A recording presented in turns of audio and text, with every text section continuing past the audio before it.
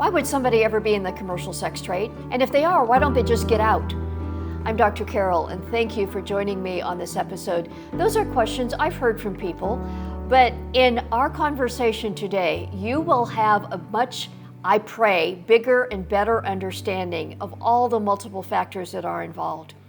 My guest has a story, and she has also been used by God for many years now in helping individuals who are caught in some of the really deep, dark places that evil has led human beings to be involved in. My guest is Jasmine Grace Marino. She is a survivor of sex trafficking and drug addiction.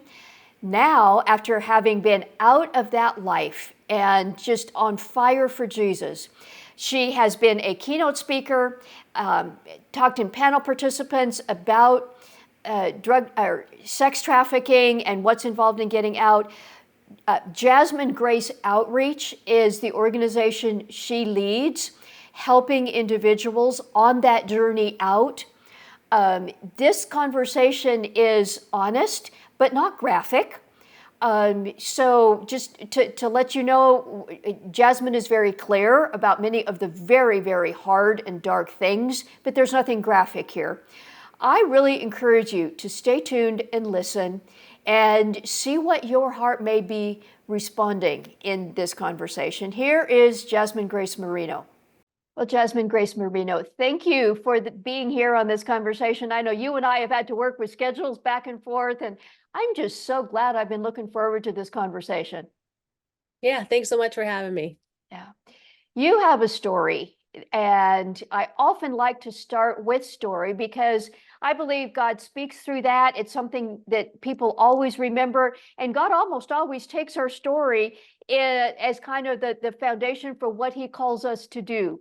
I know you've written and talked about it, but for those people who may have not previously been aware of you, just how did you get here? How did I get here? Well, all through God's grace for sure. Yes. It's been 17 years. I've been walking with the Lord. He saved me, he redeemed me, took me right out of a pit, that definitely was created by myself and others that did things that should never have happened to me. And it happens to victims all over the place all the time.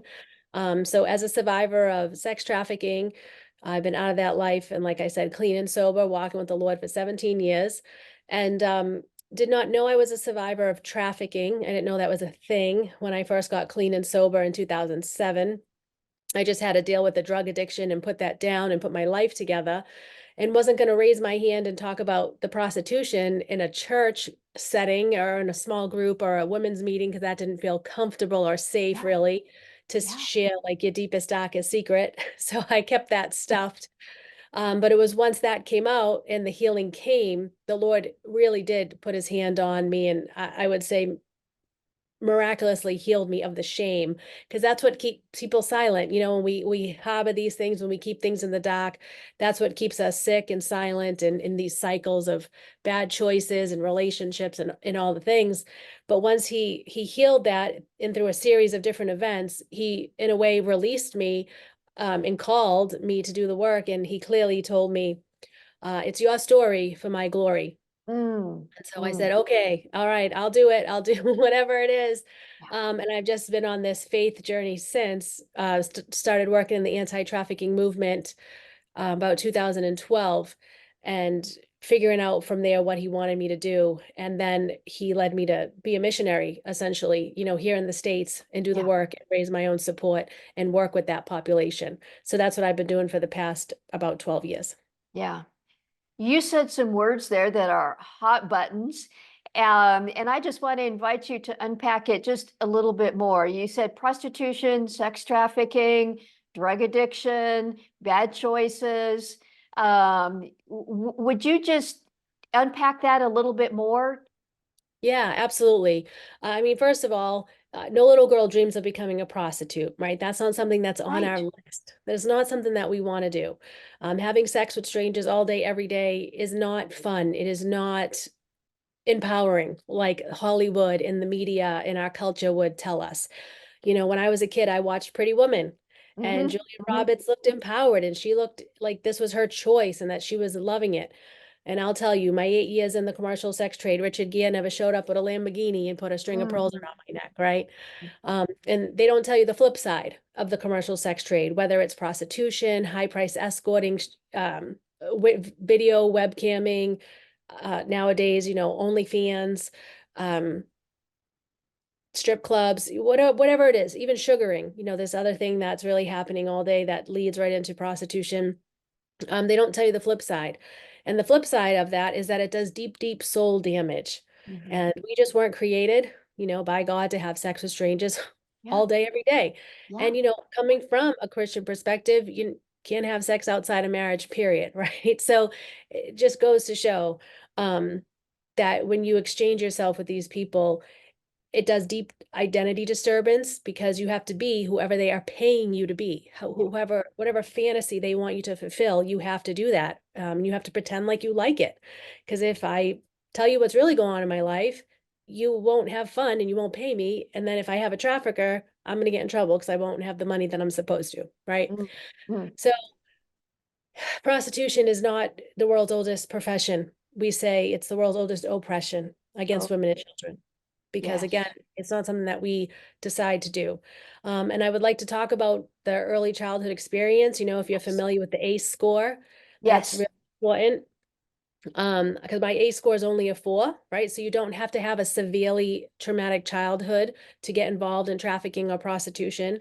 But really, for me, it was that looking for love, right? I was Mhm. vulnerable in that sense, looking for love and affection and attention. First of all, that is all we all want as humans, right? Is that belonging connection. But then you think about the women, they say that 80 to 90% of women who were sexually abused as children end up in the commercial sex trade because that dial's already been turned. So childhood sexual abuse is a huge factor in getting involved in prostitution. And usually those women have scores of 10, right? The highest ACE score you can have is a 10. Usually they have them. Familial trafficking is number one in this country, for sure. A lot of women I've worked with, their own parents have exploited them from youth. Wow. Trafficking doesn't Wow. necessarily happen where you have a stranger in the white van come and kidnap you and, Yep. put you in a crate. Like, does that happen? Yes. I've worked with those women too who get forced into the commercial sex trade, who are kidnapped, who have drug addictions, and they're held in storage containers and burned with cigarettes and all this horrific thing. But a lot of them are sex trafficked as children by their own family members. The average age into the trade is between 12 and 14. Mhm. So these girls are running away. They're in group homes. They're getting abused in foster homes and groups homes.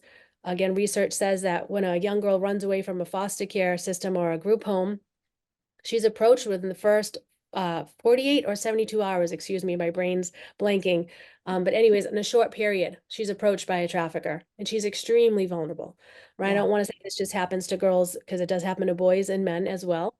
Um, and then the story just goes on, right? More trauma, more abuse, more things happen because you can't recover. You can't just get out of that life and, be plopped back into normal society and expect Yes. to get it all together. It takes a whole community to really support and get well. Yes. And that's what God has called you to do, and you have been doing now for, you said, about a dozen years. For our listeners who may not be familiar with the A score, adverse childhood experiences, we all have some. And I'm glad you brought that in, Jasmine, because I have heard the same thing.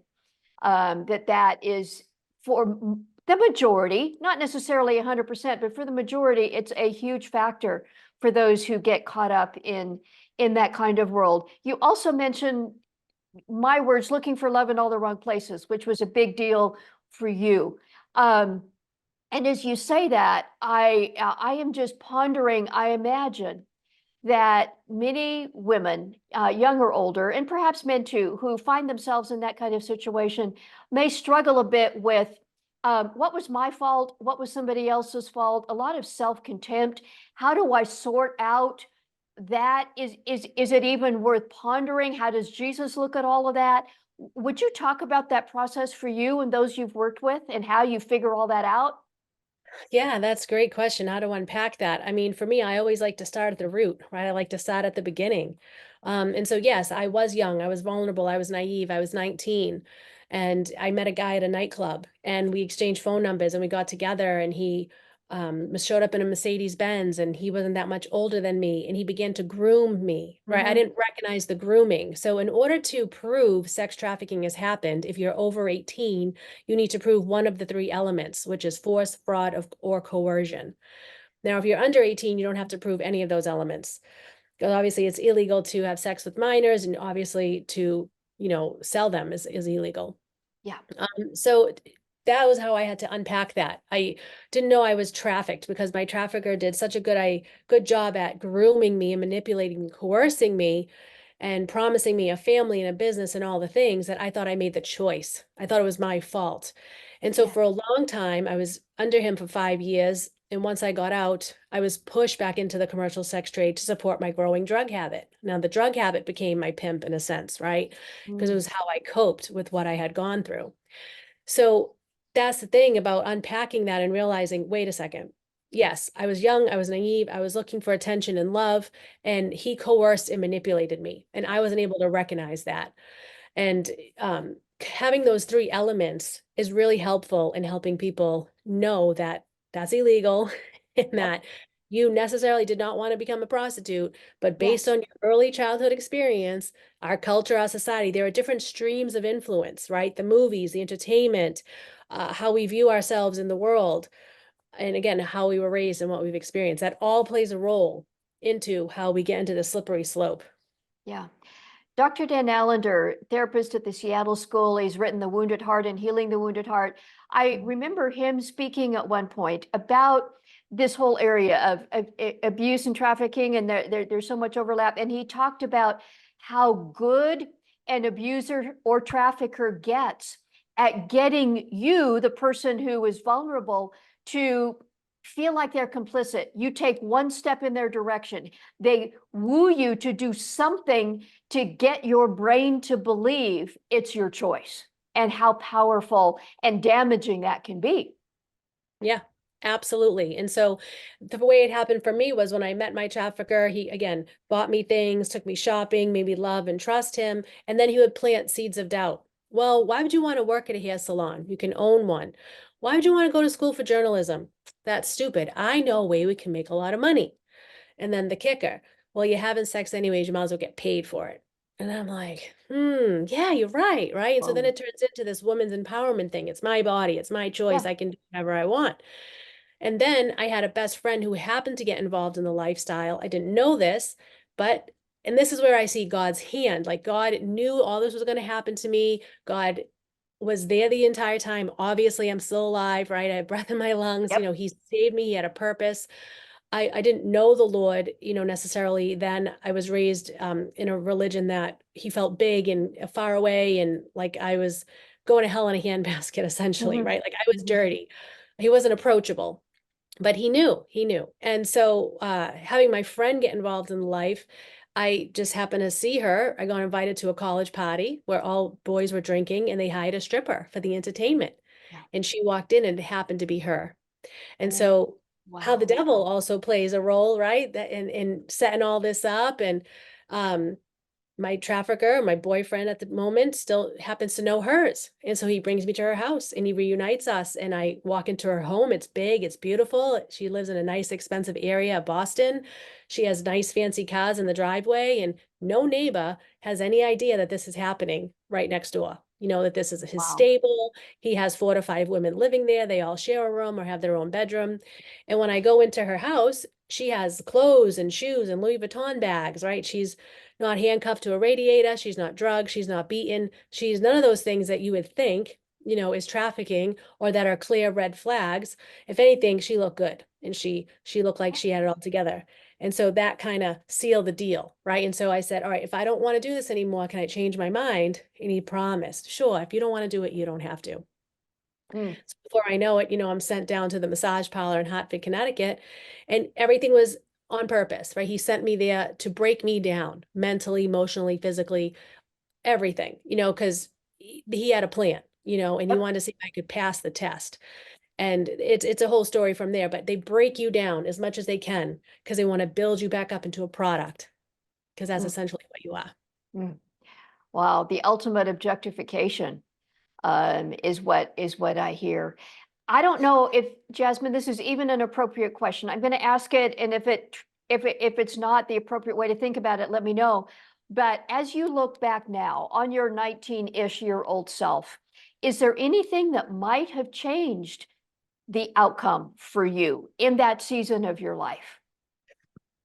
You know, I don't know. It would have been helpful if I had stable parents and parents who paid attention and who were in my business. I am in my kids' business today, right? Like I have 5 kids, boys and girls, and they, they are not on social media as much as I can control. They are not just going to hang out on the street doing whatever. Like my parents just did the best they can. I'm not blaming anyone. You know what I mean? But like if someone was just more involved, that would have been Yeah, helpful. If I had an aunt, if I had an older sibling, someone to be like, hey, this doesn't seem right. What's going on? And not judge me and not, try to rescue me, but just sure. be supportive and be available. Like that probably would have been really helpful. Even That's good. though every time I needed my parents, um, I would call, I'd escape from my house where I lived with my trafficker. I would leave and then I would escape. I would go there to my parents' house. They always let me in. Right. And I am grateful. The door was always open. They didn't move around, right? They were stable in that sense. But when I was actively using drugs, they had boundaries. You can't come here if you're using, and so whether you call it tough love or whatever, that those kind of things were helpful. Okay. You have already been very clear that Jesus was a huge part of you becoming who you are now, getting out of that brokenness and becoming who you are now. Would you talk a little more about how that happened and what it was that Jesus did in you that allowed you to get out of all of that? Yeah. I mean, for those years that I was involved in the commercial sex trade, I would cry out to, like I said, a God I didn't understand.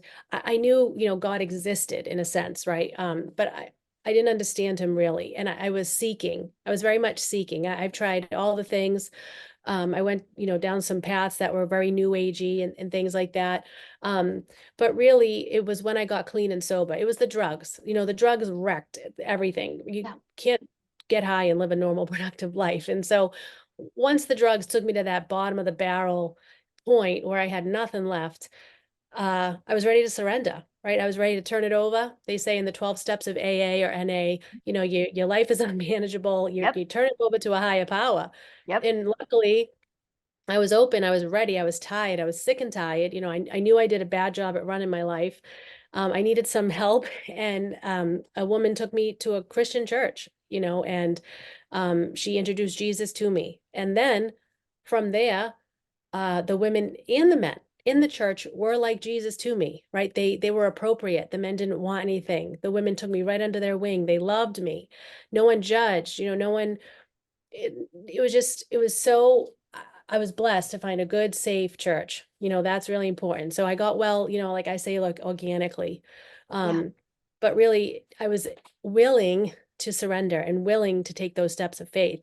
And so that's how I think the Lord has worked the best in my life is every time I'm obedient and I say yes. Yeah. Yeah. Two things I had kind of put in my notes I wanted to ask you about. One was addiction, and you've commented on that. Another I wanted to ask you about is the pornography and the pornography culture. It's so big today.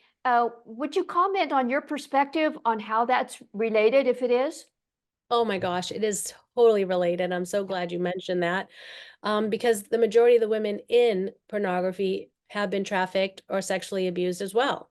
But again, it makes it look fun or like it's their choice. They're smiling again because they have to, right? They have to look like they're having fun because they have to get paid. But today, it's so much more dangerous and so much more addictive because it's so much more available. Yes. Young kids are exposed to porn by the time they're like 6, 7 years old and then addicted. I'm sure back in the day to find porn, you had to like dig under your brother or your father's Yep. bed. Yep. Or if you went into the corner store, you could purchase a magazine. I think you probably had to be 18, but it was covered by like a black sheet or like a trash bag, I remember. Um, but I've talked to people who are working with these young kids who are addicted at 7, 8 years old, how it changes the brain. It really is kind of like the fuel into the commercial sex trade, into trafficking. And unfortunately, porn today is mixed with so much violence, Yes. right? So Yes. people, boys and girls, they're exposed to this, they're watching it. Yep. They try to do it with each other. That doesn't work. It's kind of awkward. So then I'm just going to become a purchaser. That's just much easier. No string attached. Everything becomes very mechanical and or means to an end. Like you've lost the intimacy. Um, and why not just purchase it? And you can get anything you want on Yeah. the internet. Yeah.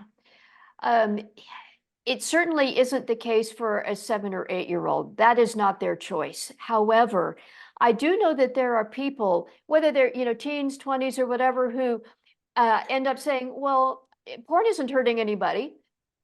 It's just me and in my closet. I'm getting what I want, and they say need. I question that, but the idea that they're not hurting anybody for somebody who is watching porn or even addicted to porn, you've already kind of said that's not true, because most of what you're looking at is, they may say it's voluntary, but it's really not. Would you agree? Yes, absolutely. I don't know the statistics on that, but I know there's been research and organizations that have done a lot of work on that side of porn and how it's connected to the commercial sex trade, trafficking, Yeah. and the numbers are big. Yeah. For somebody who is in the commercial sex trade, I think there may be some of our listeners who are, and I pray your story blesses them, but I know there are probably more who might be listening and say, oh, well, they should just quit. They should just get out. Would you talk for a minute about some of the roadblocks, what you had to overcome in getting out, and the women that you are now working with and have been for years? That it's not just, oh, okay, that's not right, so I'm going to get out. It's hard. And I don't even know quite the right words to describe that. I'd like you to. Yeah, we call it barriers, right? There's lots of barriers to exiting. One is, again, if your ACE score is 10, you don't even know the difference, right? Yes. Maybe so because you think this is all that is, you think that's what you were created for, this is life all is ever going to be. For me, not being sexually abused as a child was an advantage because I knew, wait a second, someone does love me. And I did. I had grandparents who were very kind, very loving, paid attention to me. They planted those seeds of love and self-worth in there.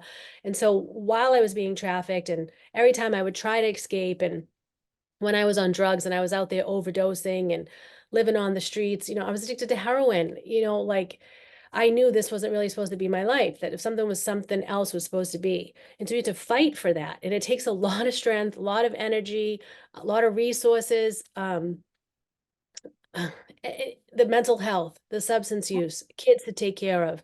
Then you're Yeah. getting arrested, so you have felony charges. And then how are you filling out an application to get an apartment when they won't even rent to you? You have debt in your name.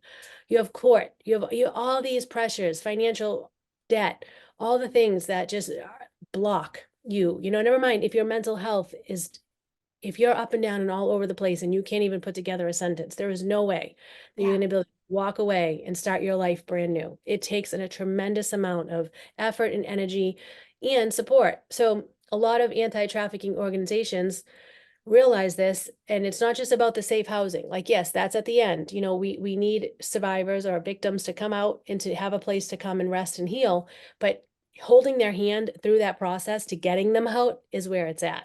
Mm. It takes a tremendous amount of effort to do that. Yeah. What are some of the ways that you eh, and your organization helps women in that journey? Because you're right in the middle of this in helping people take that step or the multiple steps required. What does that look like? Yeah, well, for us, we specialize in substance use treatment centers on purpose. We go into the halfway houses here in Southern New Hampshire and Massachusetts, and we work with the women by doing a group, right? So we use a curriculum called Seeking Safety, and we tweak it to use our stories to help women self-identify, right? That is the whole point. Again, because a lot of these women don't even know they're survivors. They think that's just their boyfriend, or Yeah. that's just the way it's supposed to be. So if we can educate about the harms of the trade, talk about trafficking, what that looks like, let the women know, hey, you don't have to sell yourself anymore for drugs. That does not have to be an option. There's a better way. Then we talk about that, give them some coping skills, boundaries, etc. We build relationship. We meet them where they're at. We also provide these bags full of toiletries. We call it Bags of Hope. And we give out these bags all over Massachusetts and southern New Hampshire. And there's our card in there. So when the women want to exit or if they have questions, they can give us a call. And it really is meeting them where they're at and hand holding and going through the process. And then once they're ready to exit, have to be clean and sober. We have to get them into treatment. If they're not already in treatment, they need mental health support. Sometimes they have kids, and what does that look like? And then for years, we would send them to safe houses across the country. We would fill in the gap, right? Because that's another thing financially. How are you going to pay for a plane ride or a bus ticket to another state to get into the safe housing? You're not. Yep. So we would fill in that gap. We would pay for them. We've even had volunteers get on a plane with some of the survivors and take them to the safe house and come back. But then just last year, we were able to open up our own home, and it's in New Hampshire, and it's called Living Hope Farms. And Mm. we take women and their small children, if they're pregnant or have small children, and they can stay with us up to a year free of charge while they work through our 4-phase healing program. So that's been exciting. Yes, yes, very exciting. One of the things that I hear in your description of that is this isn't primarily just one contact with somebody in the commercial sex trade one time and it's over. That a relationship has to be developed. You have to show that you are invested and that they actually have options so that if they make the choice to step out at some point, they already know somebody that they are connected with that they can then connect with on their journey out. Exactly. It takes one safe, supportive person to be in a victim's life in order for them to exit. Otherwise, they're too isolated. Yeah. There's a really great organization that I've volunteered with just recently called Rescue America, and they're a faith-based Christian kingdom building organization, and they're a rescue hotline, and they also have outreach hubs. And the outreach hubs serve as volunteers, and we actually use their internet tool that scrapes into numbers off the internet, and we actually call the victims that are still being exploited and ask them if they want a way out. Beautiful. Yeah. Beautiful. Um, what do you wish the Christian church knew, understood, or was doing in this arena? Because it seems like this kind of oppression is something the body of Christ, I'm sure many say they care about, but what do you wish we knew and understood as the body of Christ as a whole? Trauma. I wish they understood trauma. They got their own, right? So many believers have their own stuff that they Sure. are still carrying around. Um, and unfortunately, men are part of the problem, right? Men is the major factor in the demand. And you Yeah. can't tell me that Christian men aren't part of the problem, that they don't struggle with sexual addiction, sexual Yes. brokenness, integrity. Yes. So if we can talk about that more in church, that would be helpful. If we could have more support groups in organizations that gear towards porn addiction and et Mhm. cetera for the men, and then women in the church. How many I've talked to that have my story but won't talk about it because they're too ashamed to share. Yes. So if we can be more authentic in period, right? If we could just be more authentic and vulnerable and transparent with our stuff and have these honest conversations, that would be really helpful. And then actually be obedient to the Lord if he's asking you to do something and take those steps of faith and make changes. Yeah. Well, I just take my hat off to you for being willing repeatedly to share your story and to do the work that is not easy. We've alluded to it, but would you just tell people how they might connect with Jasmine Grace Outreach and what needs you might have? Yeah, absolutely. The website is jasminegrace.org. And if you happen to be a website developer or someone that can help manage that, that would be really helpful. That information has been on there since the day it was created and never changed.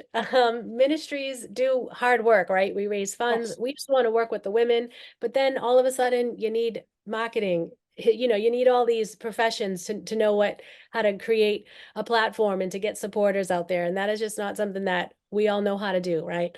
So the website is jasminegrace.org. We need to build one for Living Hope Farms.